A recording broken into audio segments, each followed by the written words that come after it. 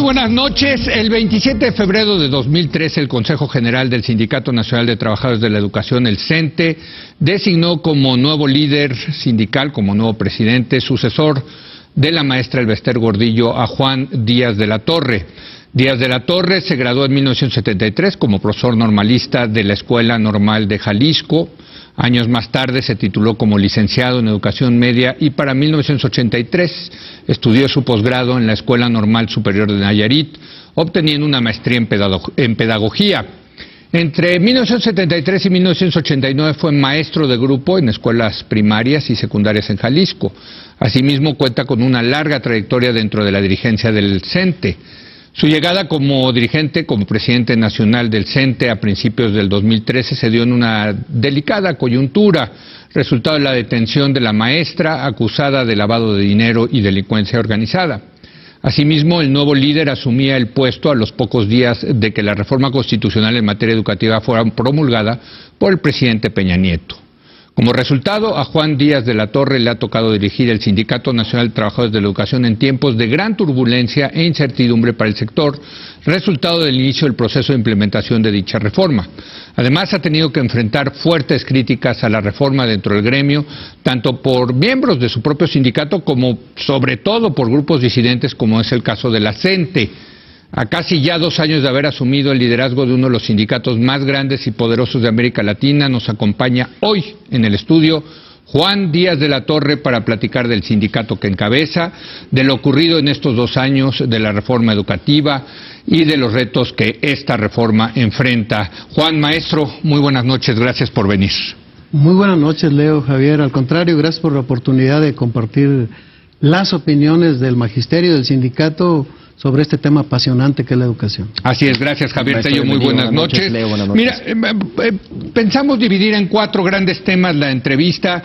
Primero hablar del sindicato, luego del liderazgo suyo como presidente del CENTE, luego del papel que juegan los maestros, muy importante, lo hemos discutido aquí mucho en esta mesa, y terminar con la reforma educativa. Entonces, si le parece, maestro, déjeme comenzar con el tema del sindicato. Y aquí han venido varios expertos y han utilizado este concepto de la colonización del sindicato acerca de las autoridades educativas, que el sindicato acabó colonizando a la Secretaría de Educación Pública. Y lo ven esto como una transgresión al sindicato, que el sindicato lo que debería estar haciendo es, más que administrando la educación, debería estar pues protegiendo y defendiendo y avanzando, desde luego, los derechos laborales de los trabajadores de la educación. ¿Cómo ve usted este concepto de la colonización, que se dio desde luego muy importante con el sexenio pasado, con el subsecretario de Educación Básica, quien era pues el yerno de la maestra Elbester Gordillo? Bueno, primero hay que pensar que efectivamente la tarea sustantiva y básica del sindicato y del sindicalismo en el mundo es la protección de los derechos de los trabajadores y, en la medida de lo posible, responder a su aspiración de mejorar su calidad de vida.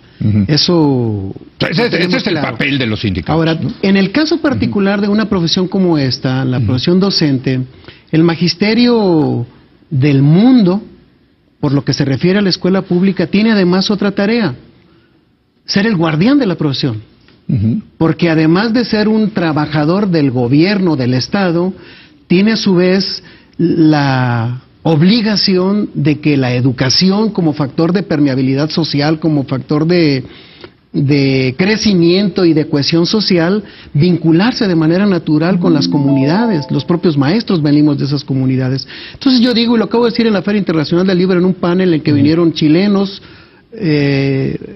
holandeses, argentinos, dirigentes sindicales, es una falacia afirmar que la lucha original de los trabajadores por preservar sus derechos y mejorar su calidad de vida no es congruente o necesariamente choca con la aspiración, en este caso por lo que se refiere a México, de concretar la calidad de la educación. Me parece que no son excluyentes ni contradictorios, es perfectamente posible ambos propósitos, en la medida en que el sindicato, y en eso voy a hacer la primera autocrítica, nosotros no podemos abandonar a nuestra materia de trabajo y dedicarnos exclusivamente a la lucha por nuestros derechos, pero también reconocemos que debemos de establecer con claridad cuál es el alcance de nuestra presencia. ¿Qué decimos ahora en el año y medio, un poco más que tenemos? Definir con mucha precisión que esta es nuestra tarea, ser guardianes de la profesión, pero no asumimos nada que no sea nuestra responsabilidad. En todo caso, es el gobierno.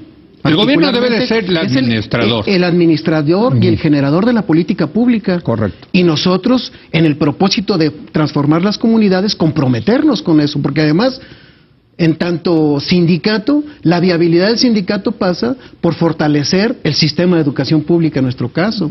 Claro. Entonces, es posible ambos propósitos. Sin duda veo un rol del sindicato en temas sustantivos que tienen que ver con la calidad de la educación, sin lugar a duda. Pero la pregunta aquí sería si eso implica puestos dentro de las autoridades educativas.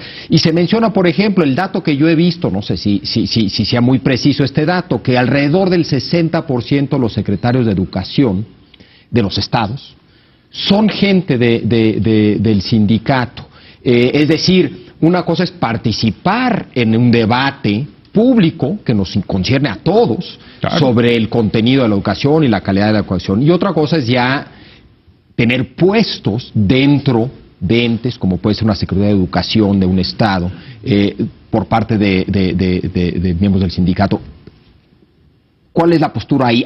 ¿Qué porcentaje de estos altos puestos sí son puestos que tienen? Es muy clara. Sí. Una, en el periodo que nosotros estamos al frente, particularmente yo, no hemos hecho ni una sola propuesta en ningún cargo de Secretaría de Educación, de subsecretarías, por decir, en las entidades, absolutamente. Segundo, hemos dicho, y en cualquier foro lo hemos repetido, inclusive con nuestros propios compañeros, cualquier trabajador de la educación, un docente en manera particular, uno de sus grandes privilegios es quien se prepara académica y en términos de la política pública de aspirar a dirigir la educación de su entidad.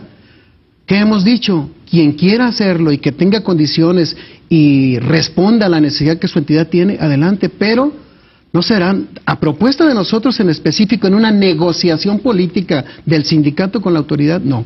No ha habido hasta este momento y no la habrá en el futuro. Tenemos mucha claridad. Porque antes sí presionaba el sindicato, ¿no? No es presionar, lo que sucede bueno, era parte de la negociación, vaya, ¿no? Yo creo que quienes han alcanzado ese espacio, e inclusive que algunos que todavía puedan estar ahí, en la medida que han acreditado en los hechos, que tienen el perfil para desempeñar ese cargo, mantenerlos ahí, pero como una cuota política del sindicato, eso no hay más, en absoluto.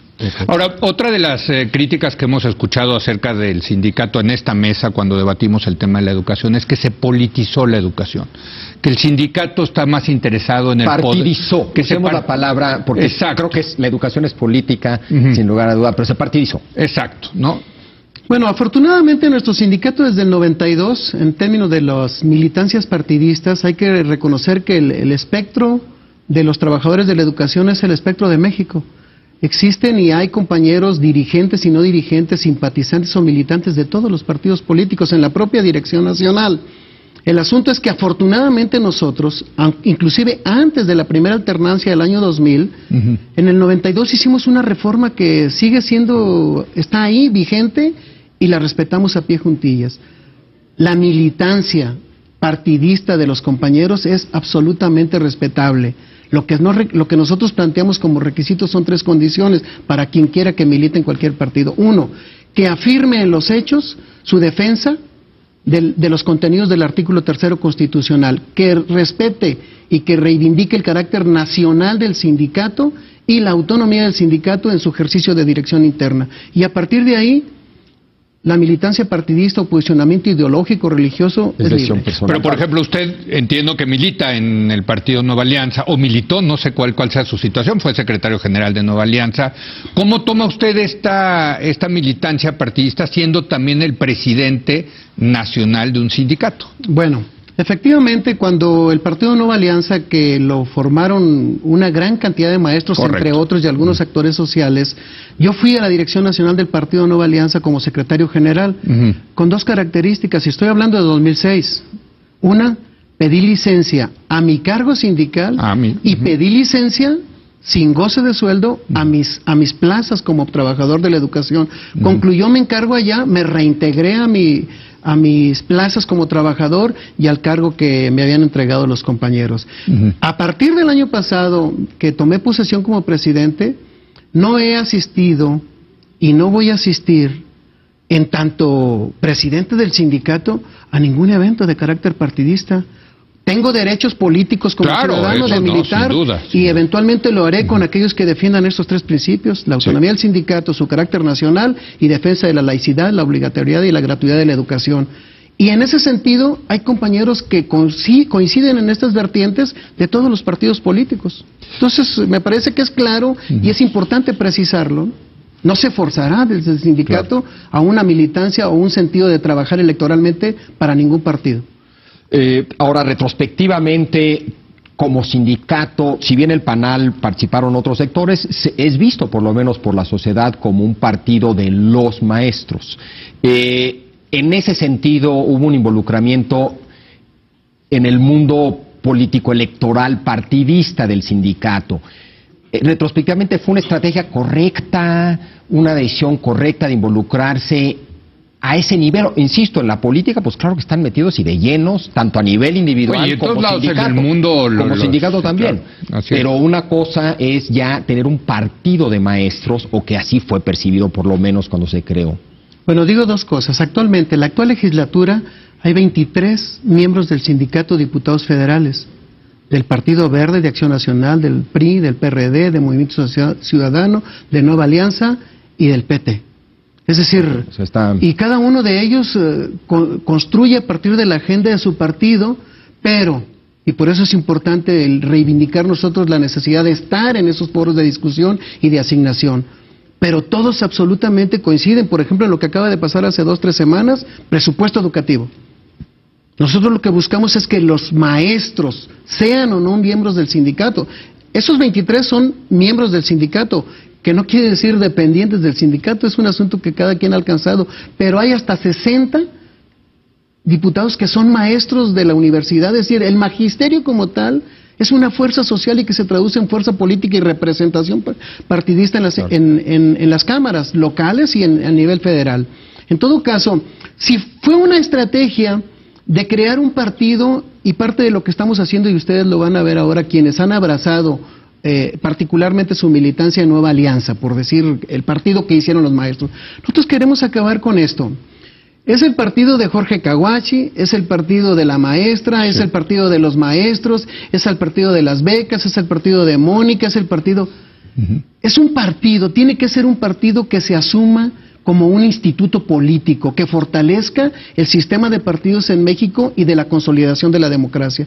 Y por supuesto el siguiente requisito no es tampoco el partido de Juan Díaz, no lo será. Están los maestros, pero también es cierto, y en estos días está ocurriendo lo conducente, cuando menos en 10 entidades, los dirigentes del partido Nueva Alianza en las entidades no son maestros. Una parte sí son maestros, pero aclarando, ahorita mismo, solo por citar dos, el secretario general de la Junta Nacional, de la Dirigencia Nacional, y la coordinadora del Movimiento de Nueva Alianza, de mujeres, son miembros del sindicato, que tomaron posesión muy recientemente. ¿Con qué característica? Pidieron licencia a su cargo sindical, así se presentó en un órgano de gobierno, están las actas, y al mismo tiempo licencia a sus plazas. Y van a construir para el partido en el que militan, a trabajar por el partido, pero ni desde las instalaciones sindicales, ni recursos sindicales, y mucho menos forzar a los maestros a participar en ese o en cualquier otro partido. Déjeme hacerle un paréntesis en esta línea de preguntas que hemos tenido, porque ya mencionó 2 veces sus plazas y las plazas de las compañeras. ¿Por qué plazas? Un maestro puede tener varias plazas. Digo, eso valdría la pena que se lo aclare a la gente, ¿no? Porque dijo, sí, yo tengo que renunciar a mis plazas, pero bueno. Excelente. Hay maestros, miles de maestros que tienen hasta 10 plazas. Si tú trabajas en el nivel de secundaria, en que no se trabaja por plazas de jornada, que es 25 horas de trabajo, 20-25 se llama para efectos de compatibilidad. Una plaza de maestro de primaria, de jardín de niños, de educación inicial, es decir, un turno. Puedes tener hasta 2 porque puedes trabajar en el turno vespertino. O sea, puedes nada más 2 turnos. 2. Para los que trabajan con plaza de jornada. Pero un maestro de secundaria recibe, si da clases de matemáticas, y ese es su perfil, que hay que acreditar que es su perfil, recibe 4 horas a la semana. Ahí y esa es una plaza. Por hora, semana, mes, y recibe un cheque por 4 horas.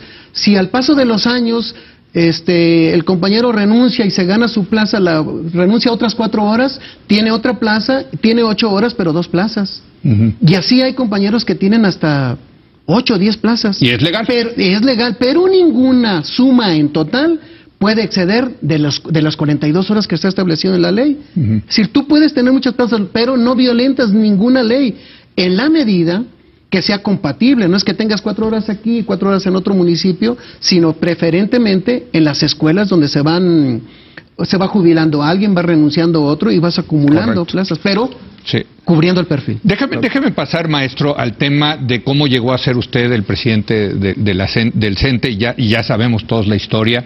Y aquí tuvimos un par de veces a la maestra Elbester Gordillo, platicamos con ella. Es imposible no pensar en la educación nacional en los últimos 20 años sin pensar en la maestra Elbester Gordillo. ¿Qué piensa Juan Díaz de la maestra Elbester Gordillo? Bueno, Juan Díaz, mi aprecio, mi respeto. Eso es lo que piensa Juan Díaz de la maestra Elbester Gordillo. El presidente del sindicato, si me lo pregunta, pues tiene también una opinión, ¿no? A ver, ¿qué opina el presidente? Y tengo mucha claridad en qué es una cosa y qué es otra, sobre todo porque al asumir esta responsabilidad del mandato que reciben mis compañeros es muy claro. El presidente del sindicato tiene una prioridad básica. Primero el sindicato. Y el sindicato nos trasciende a todos. Es casi una especie de hermandad esto que se ha construido en 71 años. Primero el sindicato. Primero que Juan Díaz, inclusive. Primero que cualquiera. Segundo, los derechos de los trabajadores. Hay que pensar que los que se adquirieron, sobre todo, vamos a citar desde el 92 para acá, cuando se firmó el acuerdo para la modernización de la educación, que implicó los gobernadores como patrones sustitutos. La verdad es de que cuando la maestra asumió la dirección del sindicato, aunque acaba de moverse el asunto del salario mínimo como referente, el promedio de un trabajador era de 1.2, 1.3 salarios mínimos de una plaza de jornada. Sí, de las de 8. Así es. Y el 2013, cuando nosotros arribamos, era por encima de 4.1, 4.2 salarios mínimos. O sea que como dirigencia sindical pero no fue buena. No solo eso. En ese sentido. En ese sentido, no solo eso. Las prestaciones, no necesariamente el salario base, sino las prestaciones de todo tipo crecieron sustantivamente. Entonces, desde esa perspectiva, los trabajadores mejoramos sustantivamente, sin duda alguna. Claro, como decimos a veces en tono de broma, nosotros estamos para pedir la vida y nunca, siempre pensaremos en un crédito para vivienda, en un crédito para un vehículo, un crédito para para cursar una exigencia para un diplomado, para la capacitación, para qué sé yo, ¿no? La lucha de los trabajadores es esa. Pero tenemos claridad de que la evolución del sindicato, si usted ve una barra desde el 92 hasta 2014 incluido, y tengo confianza que va a ser el 2015 igual, una gráfica de barras, hemos mantenido sin excepción una ruta de crecimiento por encima de la tasa de inflación.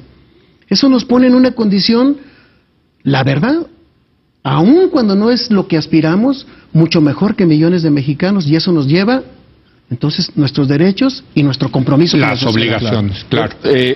Sin duda alguna, y yo he visto esos datos, eso sí se logró. Algunos criticarían tal vez cómo se logró, pero sin duda se logró. Pero la pregunta entonces sería, ¿cuáles son las diferencias de Juan Díaz respecto a la maestra como líder sindical? Ambos quieren que mejore la situación de los maestros, sin lugar a duda, pero se habría que marcar las diferencias en proyecto, en estilo, cualquier diferencia que vale la pena. Una, nos parece la experiencia de nuestra vinculación al nivel que se llevó respecto del tema educativo, contenerlo. Lo cual no puede decir excluirnos, pero sí entender que mucho de lo que ha sucedido, y que en eso estamos trabajando ahora, es que los déficits de la educación en términos de alcanzar objetivos, resultados, llegó a un punto en que se le cargaron al sindicato y a los maestros, cuando nosotros no somos el gobierno. El responsable de la política pública es el gobierno, y lo voy a decir con puntualidad, inclusive lo he escuchado de gobernadores con los que tengo diálogo. Durante mucho tiempo también, en ciertos temas y en ciertos momentos, hubo omisión del gobierno. Hubo omisión. Bueno, cito solo por decir ahorita un punto del que casi no se habla. Acabo de hacer un congreso, un parlamento indígena. Casi nadie sabe en México, tuvimos que sacar un desplegado para decirle, oye, ¿sabías que hay 1.500.000 niños en educación indígena de 64 etnias, en 24 estados, con casi 350 derivaciones lingüísticas, que ahí están los 62.000 maestros trabajando? Es decir, si nosotros no podemos salirnos del tema educativo, pero la primera diferencia es, a ver, pongamos cuál es nuestro límite específico. ¿Y qué le toca a quién? Sí. Así es, y al mismo tiempo no podríamos no estar comprometidos con el tema educativo cuando es nuestra materia de trabajo y es la responsabilidad que social que tenemos. Segundo, ya dije otro, el tema de las militancias partidistas, afirmarlo con absoluta claridad.